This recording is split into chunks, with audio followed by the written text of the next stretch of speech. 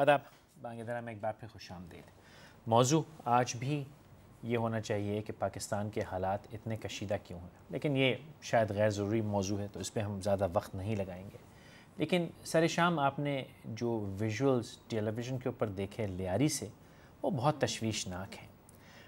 सरकार कहती है, ऑफिशियल्स कहते हैं कि जी हमने 75% लियारी का एरिया क्लियर कर लिया। उसके फ़ौरन बाद 9 रॉकेट दागे जाते हैं। जहाँ पे रॉकेट चल रहे हों, दस्ती बम चल रहे हों, वहाँ बहुत से सवालात उठते हैं कि एक तो ये कि हम फुल फोर्स इसको निपट क्यों नहीं रहे, क्या इसमें भी सियासत हो रही है, और अगर यही हमारी फुल फोर्स है तो ये फुल फोर्स ऐसी क्यों है।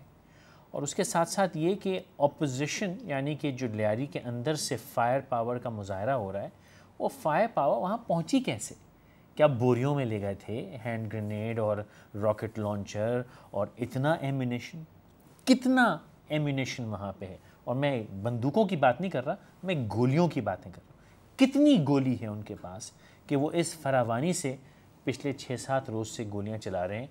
और कितने रॉकेट हैं, चलें रॉकेट तो फिर भी बड़े साइज़ के होते हैं, थोड़े आप कहीं संभाल के 100-50 रख सकते हैं, लेकिन AK-47 जिसको क्लाशनिकोव कहा जाता है, उसका बर्स्ट जिस रवानी से गोलियाँ ज़ाया करता है, उसकी एक हद होती है। कितनी गोली, कितनी पेटी कारतूस है उनके पास जो वो चलाई चली जा रहे हैं और ख़त्म ही नहीं हो रहा, नॉन स्टॉप। तो बहुत से सवाल उठते हैं कि ये सब असलहा वहाँ पहुँचा कैसे। एक तो ये, दूसरी आज जो ख़ास बात रही, मियाँ साहब, वज़ीर आज़म साहब, इमरान ख़ान साहब, शहबाज शरीफ साहब, सब ने जम के तकारीर फरमाई, बेशतर तकारीर फरमाई। वज़ीर आज़म साहब ये कहते हैं कि उन लोगों को परेशानी है जो जो जो हमारी मज़दूर दोस्ती से तंग हैं। मियाँ नवाज शरीफ साहब फरमाते हैं कि क्या मज़दूर दोस्ती, मज़दूरों का तो कबाड़ा कर दिया, वो जी नहीं सक रहे। और इमरान ख़ान साहब कहते हैं कि इतवार के रोज़ एक वॉक करेंगे डी चौक तक, ये दिखाने के लिए कि उनकी सॉलिडारिटी है चीफ़ जस्टिस या अदलिया के साथ। और उसके बाद 27 मई को जो सुनामी मार्च या सुनामी आएगी सो आएगी, जो मैं आजकल रोज़ कह रहा हूँ, मैं आज फिर कहना चाहूँगा कि दाद है सदर मोहतरम जनाब आसिफ ज़रदारी साहब को। लाख शिकायत कर ले अपोजिशन, लाख शिकायत कर लें पॉलिटिकल पार्टीज़, हम एंकर मीडिया, कुछ हो जाए, साहब उनके चेहरे पे एक बल तक नहीं आता और अल्हम्दुलिल्लाह आराम से बैठे हुए हैं।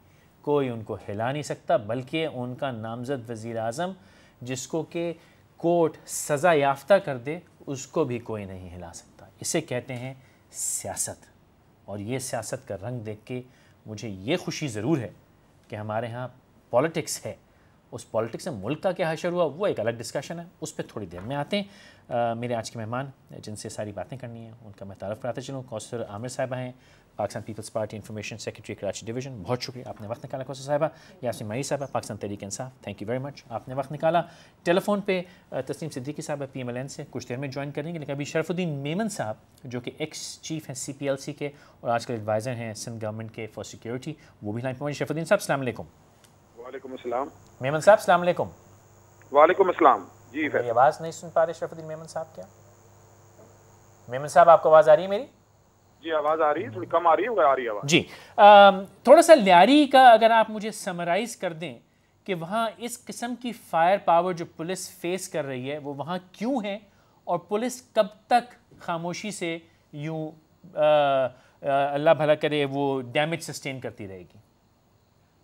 देखिए फैसल, जहाँ तक वेपन्स की बात है, जो जिस तरह का वेपन, इलीगल वेपन जो सिर्फ कराची नहीं बल्कि हमारे पूरे मुल्क में जिस तरह इसका फ्लो हुआ है, और ये तो बहुत लंबी बात है कि ये अभी की बात नहीं है, ये पिछले सालों में जिस तरह वेपन्स जो हैं वो कराची में और हमारे मुख्तलिफ शहरों में सप्लाई हुए हैं, और सारे इलीगल वेपन्स हैं, ये सारे रूट्स हैं जो इस्तेमाल होते रहे हैं, और वो अब जो हमें नज़र चीज़ आती है और जो फायर पावर नज़र आ रहा है, ज़ाहिर है ये चीज़ें जो हैं गड़ पकड़ गई हैं।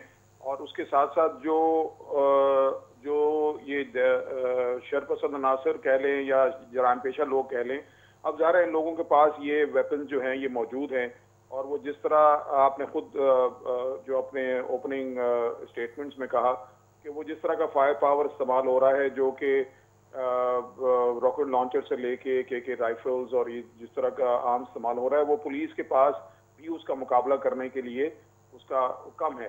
और जिस तरह हमारी जो पुलिस है जिस पे हम इतना दबाव डालते हैं, क्रिटिसिज्म का भी शिकार होती है, और जिस तरह आपने भी कहा कि खामोश खड़ी हुई है, खामोश नहीं खड़ी हुई। हमारे वहाँ पर जवान खामोशी से डैमेज ले रही है। जवान नहीं, मेरे कंप्लीट करने दें फैसला, अब आपने कर लिया, मुझे भी कंप्लीट करने दें। मैं ये वजाहत करूं, मैंने कतई नहीं कहा बेचारे खामोश खड़े, वो तो अपनी जानें दे रहे हैं, मैं तो ये कह रहा हूं। जाने दे रहे हैं, वो अपनी जाने दे रहे हैं। और 2011 में भी जिस तरह यही हमारी पुलिस और ये हमारी लॉ एनफोर्समेंट एजेंसी जिसमें रेंजर्स भी शामिल है, इन्होंने 2011 में टारगेट किलिंग का जो सिलसिला था, बत्ताखोरी का जो सिलसिला था, उस पे भी हमारी इन्हीं फोर्सेस ने काबू पाया था। और अभी जो सिलसिला है जाहिर है वो सिर्फ लियारी नहीं है, बल्कि कराची के जाहिर है और भी इलाके हैं जहां पर इस तरह के जराइम पेशा लोग मौजूद हैं। लियारी जाहिर है हमारा पहला फोकस था, और इसमें जिस तरह की रिपोर्टिंग हो रही थी और जो ताजिर बरादरी की भी जो कंप्लेन्स भी आ रही थी बहुत सारी, और जाहिर है हमने कहीं ना कहीं से स्टार्ट लेना था। गवर्नमेंट लेवल के ऊपर जाहिर है इदारे हैं, पुलिस के इदारे और रेंजर्स हैं, इन्होंने अपना काम करना। दो सियासी आपसे सवाल करना चाहता हूं। एक तो ये कि जुल्फिकार मिर्जा साहब ने, जरूरी है, जुल्फिकार मिर्जा साहब ने रिपीटेडली कहा कि मैंने आम किया है लोगों को, तो ये जो आपका भला करे अल्लाह, आपने फरमाया कि बहुत सालों में हुआ, लेकिन क्या ये कहना सही होगा कि पिछले होम मिनिस्टर जो हैं वो इक्विप कर गए लियारी को इस हद तक? मैं समझता हूं कि ये आप इसको जरा मिसकोट कर रहे हैं। जो हमारे उस वक्त के जो होम मिनिस्टर थे, उन्होंने ये बयान दिया था कि जो कराची के हालात हैं, जाहिर है उसका जिस तरह का हथियार मौजूद है, तो आम लाइसेंस जो है मैंने आम किया है कि हर आम शहरी को आसानी लाइसेंस मिल सके। और यही उनकी जो स्टेटमेंट थी, जिसको मेरे ख्याल में आप थोड़ा सा मिस हो रहा है या मिसकोट हो रहा है, उनकी तरफ से ये था कि आर्म्स लाइसेंस जो है वो फ्रीली जो है उन्होंने दी हैं लोगों को, लेके जिस तरह का वेपन कराची में मौजूद है और जिस तरह का ये जो जराइम पेशा लोगों के पास है, तो जाहिर है एक आम शहरी के पास भी वेपन होना चाहिए अपने आप को डिफेंड करने के लिए। दूसरी खबरें बार बार ये आ रही हैं कि हमारी एपीसी जो अंदर जा रही हैं उनके टायर फट जाते हैं, फिर उनको रोका जाता है, उनके टायर बदले जाते हैं। फिर ये कैसी एपीसीज हैं कि जिनके टायर फट जाते हैं? नहीं देखिए, एपीसीज दो किस्म की हैं। जो एक एपीसीज जो हैं जो चेंड हैं, जो कि बाद में मंगाई गई थी, जाहिर है जो जिस तरह का रेजिस्टेंस वहां नजर आ रहा है, जो कि आज 5वां दिन हो गया है और अभी भी हम उनका मुकाबला कर रहे हैं, और वो भरपूर तरीके से उन्होंने अपने भी जगह, जो मैं आपको ये बता दूं कि 70% जो है वो इलाके में पुलिस ने अपनी पोजीशन संभाली हुई है, जहां जहां हमारे पास इंफॉर्मेशन थी। नहीं, मेरा सवाल कुछ और था। मेरा सवाल ये कि ये कैसी एपीसीज हैं पुलिस के पास जिनके टायर जो हैं गोली लगने से फट जाते हैं? फैसल भाई सुन ले मेरी बात, जाहिर है हमारे पास रिसोर्सेज की कमी जरूर है। अच्छा बस ठीक है, बस मैं यही चाहता था। आप सही कह रहे हैं। अगर आपको याद हो 2010 में इस पे बहुत बात हुई थी कि फहमीदा मिर्जा साहिबा, बहुत से हमारे और लीडरान की जो बुलेट प्रूफ गाड़ियां थी उसके 16 लाख फी सेट टायर लगे थे गाड़ियों के, याद आ रहा है आपको? जी जी। तो ये एपीसीज में कौन से हमने जनरल टायर के बेचारे मोटरसाइकिल वाले इसमें टायर लगाए, रिक्शा वाले टायर लगाए हुए इन्होंने? नहीं देखिए, मेरे ख्याल में इस बात को मजाक नहीं लेना चाहिए। मतलब अगर ये खबरें आ रही हो कि एपीसी जाती है, टायर फट जाते हैं, वो घेरा करके दरवाजा खोल के बंदा मार देते हैं, तो मजाक ना करूं तो मैं क्या करूं? अब आप तो ये भी जुमला कह दें कि जी पुलिस जाती है और उनके 2-3 जवान शहीद हो जाते हैं, तो ये क्या बात हुई? नहीं, मैं ये कह रहा हूँ कि हमारी गरीब पुलिस को इतने मजलूम हाल में क्यों छोड़ा हुआ है? इस तरह की सिचुएशन में जब आपका मुकाबला होता है और इस तरह के दहशत, मैं तो इनको जराइम पेशा लोग भी नहीं कहूंगा, मैं तो दहशतगर्द कहूंगा। जब दहशतगर्दी का मुकाबला आप कर रहे हैं और इस तरह का वेपन इस्तेमाल हो रहा है, तो ये तो एक मामूल सी बात है कि जब आपके पास जो है इतने जदीद हथियार ना हो या आपके पास इक्विप्ड पूरी तरह ना हो, तो फिर जाहिर है सिचुएशन आपको सामने नजर आएगी। मेरा आखिरी सवाल, तो अगर सिचुएशन इस हद तक है कि टेररिस्ट आप कह रहे हैं वहां बैठे हैं, आई एग्री, ये फायर पावर नॉर्मल लोगों के पास नहीं होती, तो हम ये रेंजर्स या एफसी या फौज के हवाले क्यों नहीं कर रहे कि भाई अब तो जंग है, इसको संभाल लो? नहीं, बिल्कुल सही है। देखें, बात यह है कि ये जो जहां तक ये जो सवाल उठाया जाता है कि रेंजर्स क्यों नहीं है और सिर्फ पुलिस क्यों कर रही है, जाहिर है रेंजर्स को जो है वो इंडिपेंडेंट ऑपरेट करने के लिए उनको पावर्स दे दिए गए हैं और वो इंटेलिजेंस बेस के ऊपर, अपनी इंफॉर्मेशन के ऊपर उन्होंने इंडिपेंडेंट काम भी कर सकते हैं। पुलिस अपना काम कर रही है और मुश्तरका भी इन्होंने कार्रवाइयां की हैं।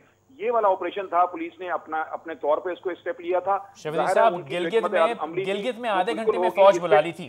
जब कंट्रोल करना मकसद था तो गिलगित में आधे घंटे में फौज पहुंच गई थी, जब कंट्रोल करना मकसद था। देखिए फैसल, ये कोई ऐसी बात नहीं है। बात ये है कि हम ज़ाहिर है जो चेन ऑफ कमांड पुलिस की है उसमें आईजी हैं, हमारे वहाँ एआईजी हैं और हमारे दूसरे जितने जो हायर हायरार्की है, ज़ाहिर है इन्होंने जो भी फैसला किया होगा वो कोई सोच समझ के किया होगा।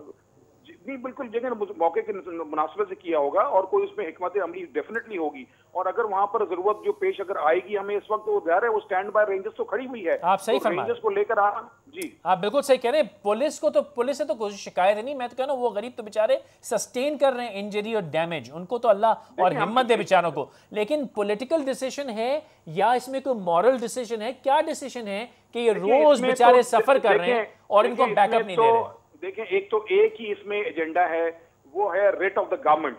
रेट ऑफ द गवर्नमेंट हमने कायम करनी है, उसमें जितनी हमारी लॉ एनफोर्समेंट की एजेंसीज हैं उन्होंने काम करना है। और वो मेरे ख्याल में जिस तरह का वो वहां पर कार्रवाइयां हो रही हैं और जिस तरह 5वां दिन हो गया है और जो हमारी 3 से 4000 की नफरी जो वहां मौजूद है, आपको बमुश्किल उनको रेस्ट मिल रहा है। मैं आपको सही बताऊं, जिस तरह वो मुकाबला कर रहे हैं, तो मैं समझता हूं कि हमारा एक ही एजेंडा है। इसमें कोई पॉलिटिकल, इसमें कोई मॉरल कुछ भी नहीं है। आप मेरी बात गलत समझे। इस पुलिस को तो सर 100 सलाम। एजेंडा फैसल सुन लें, एक एजेंडा है, वो है rate of the government. Fully understand. ये टाइम आ गया है कि हमने अक्रॉस द बोर्ड, और ये पॉलिटिकल जो बात होती है और या पॉलिटिकल एंगल दिया जाता है, ये टाइम खत्म हो चुका है। ओके, ठीक है। जमाते हैं, दे आर ऑन बोर्ड। इसमें जितनी कोलिशन पार्टनर्स, मेन जो पार्टनर्स हैं, वो they are on board and they also understand कि कराची, हम सब ये बात मानते हैं कि कराची हमारा पाकिस्तान का सुतून है। तो इसको अगर हम इन जराइम पेशा लोगों से साफ नहीं करेंगे, तो अगर उन हालात पे अगर ये इसी तरह हम छोड़ देंगे प्रेशर्स में आकर और इस तरह की, देखिए हमें ये हम चीजों को बिल्कुल सियासत को साइड पर रख के, हमने कराची में अगर कहीं भी इस तरह के जराइम पेशा लोग या दहशतगर्द मौजूद हैं, तो जाहिर है हमारी फोर्सेस ने उस पर पूरी तरीके से उन इलाकों में जाकर कार्रवाइयां करनी है, पुलिस हो या रेंजर्स हो। ओके मेम साहब, बहुत बहुत शुक्रिया शफरी मेम साहब बात करने के लिए हमारे लिए।